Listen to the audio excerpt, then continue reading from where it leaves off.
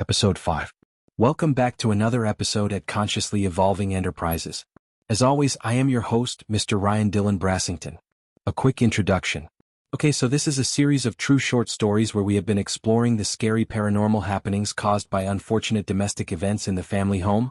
These are all freaky stories of survival in a domestic violent haunted home, from the memories of people that with lived experiences and have been kind enough to share their events and stories with us. Some seeking to find a common connection to verify the truth, others tell their truth to find healing, to heal that inner child, and reconcile with a past long avoided, push away and shut down.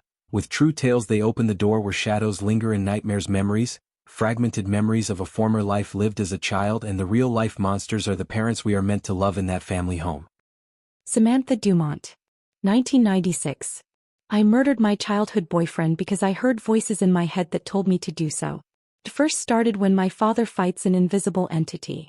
One night we awake to the yells of fright and fighting coming from my parents' bedroom. Boom, crash, struggle, wrestling, whiling, thud and smash, shattering my parents' window as my father fights an invisible entity, ghost, demon, poltergeist, expelling this thing out the window. Sounds of violence quickly fell to silence within my parents' bedroom.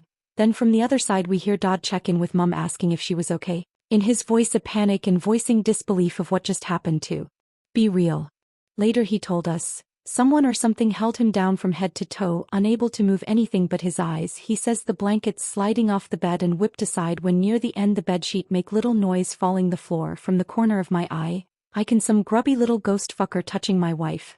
I could see the inviolable imprint of fingers running up her leg turn into a full palm and then hand print. It looked like a glass cup pressing against your mother's leg and moving. But the glass was shaped like a hand. I felt angry pour over me. The anger turned into rage. No way this fucking fucker was gonna touch my wife. No way is it gonna hold me down. No way will I let this fucking thing have power over me, my wife or my children. Thought vocally with intent. The intent so strong it became reality. Finally I was making sound in the physical world, so I continued with fuck you, get off her. Back the fuck up and fuck off. I will eat you cunt fucker, chew you up and spit you out. Now get the fuck out of my house, you motherfucking cunt rash. Get fucked and fuck off. With such animosity violence exploded, his body colliding with an unseen force, grappling with an ungraspable fuzzy black shadow like smog, thick the smelt like a burnt match in the room unseen, no consistent form to grab, shake and bite the head off. As it tried to push me back and hold my arms, I put my head down like in a footy scrum. I dug my heels into the floor and I pushed that fucker off its clam of our bed. I forced it to continue to hold with no exit but a window behind. I gave it my all. I lunged up out and towards the window shattering on impact without any physical contact at all. The glass shattered like a punch had been thrown by a big fucking fist. I then yelled after it. You are never to return. You are your friends. You fucker. I then checked your mother was alright, she was safe and unhurt. That is what you heard, my son. After we moved, I went back to the house with my father, his friend. I remember walking into the old house empty, but we were there to make sure everything had been transported. Strange seeing my childhood home now barren, an odd feeling when everything you know was no longer in its place. My father set me off to go look for anything left behind, so off I went walking around an empty house with nothing in sight. I make my way out the back through the laundry. On my way through I look up and I see the manhole, a space not yet inspected, maybe hidden treasure maps just like the Goonies. Without hesitation and adventure in mind I climb up to the manhole, push to the side the bit plasterboard and slid my body up and pull myself in. I was surprised at the darkness, with only the fans from the kitchen and bathroom giving light into the attic of the house. Looking around the dark space, there was nothing to find, not boxes, no cases of lost gold treasure maps. Oh well. And then I make my way over. My father and his friend's voice are coming, crawling over, light coming up through the fan above the bathroom, so I make my way over. My eyes adjust to the light and I see my father and friend both with their paints down around their ankles, their undies still up. I knew it wasn't gay sex and knew straight away it was them shooting up heroin into each other's legs. I see the needle and know it's bad and could only think to yell out, "Hello, can you see me, Dad?" Mate. Frightfully asking, "Do you think he's seen that?" My father replies, "Nah, no way, that thing's is too dusty." I soon climbed down and went back to our new home, and I went straight to my mother and informed her of what I had seen. A fright broke out and my father was no longer welcome in our new family home. My mother had pointed out his long-term drug abuse and the effects it has had on the family and their relationship, leading to a separation, then breakup followed by divorce. But it is never that simple. These breakups are often hostile and cause further harm to the already fragile children who grow to expect the drama and know when to take flight and hide from the dangers of adults stuck in domestic violence. Dad trashes the house like a possessed demon. My mother and my father had been going through a bitter separation. My father had already moved out at this point. Just another peak of 1,000 drug and alcohol-induced domestic violent episode. Bang bang bang. At the front door I jump up off the couch and look through the peephole to see that it is my father. He's turned up out of the blue on this one random Thursday night. So, when I see him through the peephole, I didn't think much about opening the door to say hi, and letting him in, so well then I open the front door and see his face. It was not my dad's face, although I standing looking at my father I could not figure out what was different. But whatever it was, it frightened me. Cold chills and spider senses go on overload. A darkness bellowed from him. As he said nothing and just stared, breathing heavy, looking from under his brows, I was scared, so I turned away from him, leaving the door open behind me. I then yell out to my mother, "Hey Mom. Dad's here." And returned to the couch as I sat down next to the light pink trophy case that had been in our family for years. The cabinet was so tall that all the precious things could be put away from small children. The fully glassed face door encased mirror walls and little light to turn on. The cabinet had been holding all sorts of celebration material, soft ball trophies, collection mugs, stored ornaments and gifts of all sorts, and drawings in the drawers below from kindergarten to high school.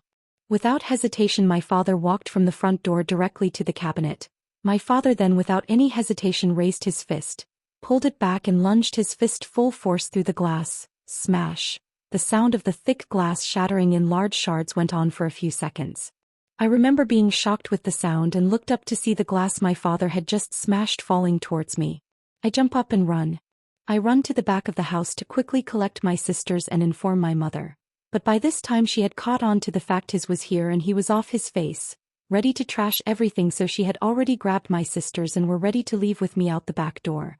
And so we all run to the 6 doors down the road at Mum's friend's house, banging on her door for help from her or any of the neighbors, so we did, running to the neighbor's house screaming for help to call the police. As the lady opened the door we did our best to explain. As we explained what was happening they called the police, and with the sounding commotion of late-night house demolition the entire neighborhood came out to spectate, as the center was my father trashing the entirety of house, like a possessed demon from hell, turning every to upside down and tearing what was possible, turn bookshelves and smashing anything of emotional value, all the way through the house including my sister's rooms. He was like a cyclone trashing the entire house. Within minutes everything was in pieces. After my father trashes the house like a possessed demon on the hunt for souls and drugs, he was never charged, he never faced justice and just continued to live his life as the toxic devil he is. We were forced to go into hiding and were sent to a family refuge. Remember my mother making her own way there with us by her side. A train, a bus, a walk past a car yard and down a few blocks. It was a house that looked like most others and we were welcomed inside, shown our rooms while Mum spoke to the staff member. Staying at a family refuge with my younger brother Michael and my mother Nellie, had faded into past memories, and in telling this I remember some of the strange horror stories that I was told while in this house. Some of the stories came from the adults, but most I heard from this girl I meet while staying there. She was with her mother also, but some of the stories that came from her were told with such detail and emotion, how could they not be true? Her story about a young boy in his teen years that stays here was cut in half when he was bitten by a shark. He was lucky and they were able to saw him back together. Then to show me the evidence she walked me upstairs, knocked on one of the bedroom doors, and a young boy answered asking, "What? Show us your scar," she asked. Well, he lifted his shirt and sure enough there was a scar from one side of his belly to the other. Having showing me the scar he closed the door. The girl Tiffany said see told. And then asked with excitement, "Did you see it? It went all the way around his body." She went on to say, "It's like he had been sewn back together or something." Also another story from my new friend Tiffany was that one young boy there had a tatworm for a pet. I didn't know what that was until she explained it. She said he would see him regurgitate it over a plate of hot dinner then play with it. And one of the lasting memories was a tale she told about her mother having superpowers when she was heavy pregnant with Tiffany, and she had the strength to throw a man across the room when he insulted her. She had no hesitation to throw him across the room. With one big push he went from the kitchen into the lounge room, landed on his ass and then scrambled out to the front door and ran out. Before long my new friend and I got talking about the paranormal. Some things she spoke about I could familiarize with: the dark shadows in the corner of your eye, the voices you can hear before exerting a room and to enter only have silence. I could relate these spoke happenings we had in common, and it wasn't without hesitation she snuck into that older boy's room and stole his sprit board, a wooden board with numbers, letters, yes, No, and a planchet to guide your hand to the right words coming. From the spirit, with excitement of stealing the board, the anticipation of communication, the adrenaline was flowing high, the room darkened, we both bitter with excitement playing with paranormal powers and being caught seemed to pique our curiosity of intention. The emotion was a fuel of energy that lit the bird with action as soon as we sat down. We darkened the room, lit a candle, placed the board in the center of us both. We placed the planchet down with our extended fingers on top. First we waved the planchet side to side, then around in a figure 8, giggling with fear and expectation, as we came to a still above the numbers and below the words. Tiffany took a breath to ask a question. As she did, the planchet flew out from under both our fingers, a slide off the board and into the darkness of the room. We looked at each other in disbelief, then we looked to the corner in the direct of the planchet. Tiffany taps me on the shoulder, pushing me forward in suggestion. I reach out in the darkness and retrieve the damn planchet. I look at her, she kind of nods. Go on, do it. So I look back in that corner of darkness, take a breath and reach into the dark. I can't feel it, so I lean forward further, then a bit further, reaching out. I then feel forward into the shadow and Tiffany squealed in fright. However, I laughed as I had just lost my balance and not been dragged into the darkness by some invisible entity. We laughed hard for a good minute, then looked at each other asking did we want to try again, because that first time was freaky. It really did leap off in a way. We spoke about it and agreed if we were going to try it again it would be with the lights on and no candles.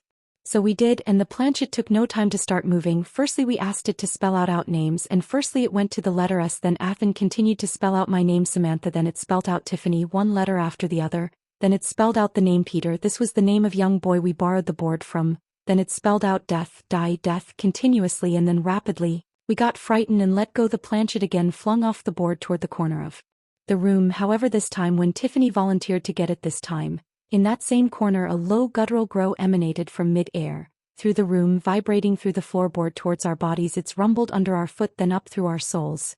The fear that followed was like nothing I'd felt before.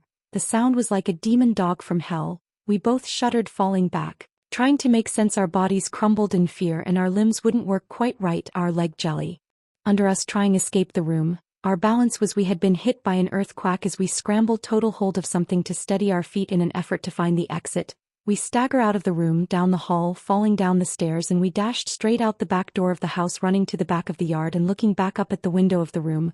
The light flashed on and off for about 3 minutes, then the curtain blew like someone flicked it. We were both too frightened to go back in, so we played outside under. The adults called us back in for bedtime. When we looked back in the room, the spirit board and the planchet were gone. We were thankful, thinking that the teen boy had come and grabbed it back. However, later he complained of it going missing and it was nowhere to be found. Not until I was unpacking my backpack at our new family home and this spirit board with planchet was named inside. At first I thought Tiffany I had put it there, but though our phone calls she swears it was not her that put it there and that I should never use it. And put it far away, even bury it under the house. Later that day I found the little door that opened to under the house and I threw the board into the darkness, followed by the planchet, flicking it like a ninja star as far as I could under the house. I cold the little door and locked over the latch. I hoped I never have to face that thing again, but that was not the case. The voice inside my head was my own. The thoughts that voice invoked were not thoughts of my own. A repeating phrase that turned into an action, at first suggestions that turn into relentless demands, compelled into action by a force not of this earth, breaking boundaries, breaking spurts, for entry, for entertainment, for desire, for lust, to feed and all the unknown. The voice came from the floorboards like whispers I could only hear. In my own voice I hear something being said. The closer I get, the clearer the sound, searching until it was right below me. Whispers turned to instructions, justifications, a bully daring a child to do the unthinkable, until the unthinkable becomes an irreversible action that ends the life of your first childhood lover. It started with the knife prank. At the time I was 14 years old. One of my first high school boyfriends had come to visit my house, meet my mother and have dinner. Everything was going well. I showed him around the house, including my messy brother's room, that did have a pair of skidded undies in the center on the floor on top of pile of toys and rubbish.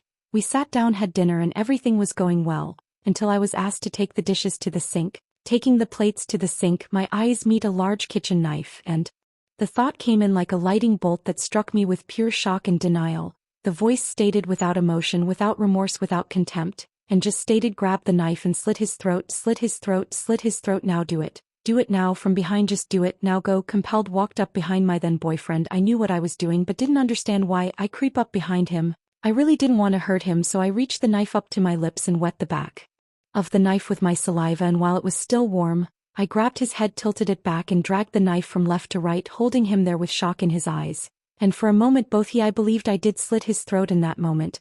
Then I pulled away, giggled, laughed it off like it was a joke, and put the knife away. Until it happened again, but this time for real. I had used the same black-handled chef's knife to do that same trick a few times now. Mostly to my then boyfriend. How stupid do I feel now, knowing what would happen was so obvious. Of course, sneaking up behind anyone with the sharp blade is dangerous, let alone then using that knife to then pretend to cut a person's throat, running that blade across left to right. The feeling was too real and too close to death every time, but I was compelled by temptation, that want and need to give to that voice. Maybe it would finally stop harassing me, stop the relentless whispers and demands. I had used the back end with the sharp side facing out, licking it first for lubrication. The saliva glides the blade with warm moisture as every time she came up from behind, and then ran that blade across my throat, across the boy's neck. The warm trail followed. However, this time that warm sensation didn't fade into room temperature. I felt warm water flow over my hands. At first I looked up the roof thinking it was leaking. Then I looked to my boyfriend's face, waiting for his reaction, but he was white, with his eyes wide in fright, looking at me like I was ghost. I see him with his hands raised up to his neck, holding tight as a dark red liquid flowed and bubbled out from between his fingers. I then realized what had happened, what I had done. Oh my God, I've killed my first love, his life fading before my eyes as the blood quickly pooled into a puddle on the floor. I was shocked and didn't know what to do, what to say. What happened? How did it happen? Oh my God, I really did just cut his throat. I held my bloody hand to my mouth, standing there staring in shock as his life faded from him. I spent time in a mental health facility within the justice system, went through rehabilitation, and was released at the age of 21 under stricken conditions until the age of 26. Now I am 30 years old and I little wiser. I am telling this story as a warning for anyone who knows they need help and support, that the love and care you need is out there. Get the help you need before the needs consume you, and that fact you are loved seems so far and distant. There is no light at all to guide you. Reach out, write a story, send a letter to your future self, call your siblings or your best mate. Don't hesitate, don't make that mistake you're compelled towards the indulgence of a bad idea. That's the end of this one. Thank you for listening, reading, sharing. We appreciate you. See you next time at Consciously Evolving Enterprises.